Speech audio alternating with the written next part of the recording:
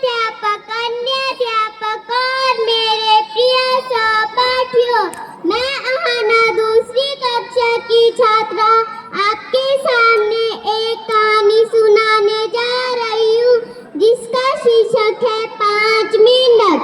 एक समय की बात है, 5 मेंढक एक साथ किसी जंगल से जा रहे थे। चलते चलते उन मेंढकों में से 3 मेंढक एक बड़े से गड्ढे में गिर जाते हैं।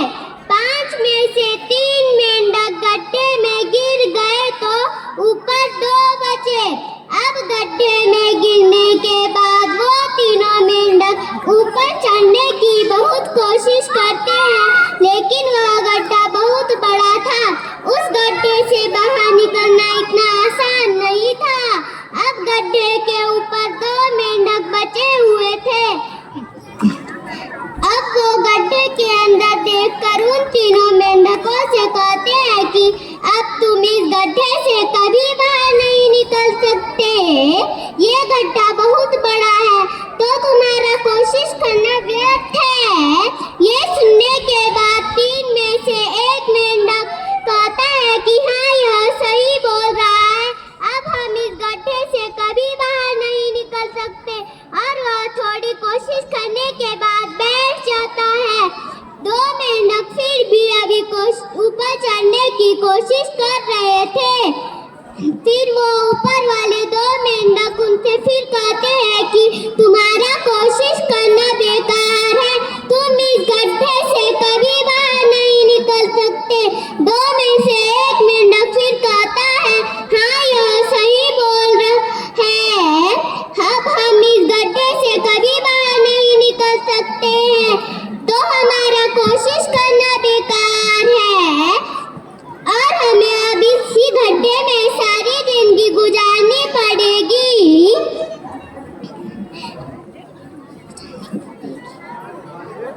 अब हमें सारी जिंदगी इसी में गुजारनी पड़ेगी, और वह भी हार मानकर एक जगह जाकर बैठ जाता है।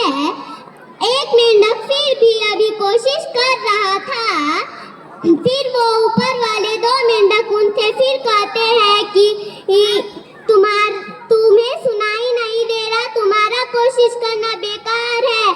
फिर वह एक दिन अपने मकसद में सफल हो जाता है। मैं बताऊं आपको वो सफल कैसे हुआ, क्योंकि वह मेंढक बहरा था, उसे कुछ भी सुनाई नहीं देता था। प्यारे दोस्तों, हमें भी अपने लक्ष्य पर बिल्कुल ऐसे ही ध्यान देना चाहिए। हमें लोगों की बातों पर ध्यान नहीं देना चाहिए। हमें लोगों की बातों पर ध्यान नहीं देना चाहिए। सफलता पाने के लिए हमें लगातार मेहनत करनी चाहिए।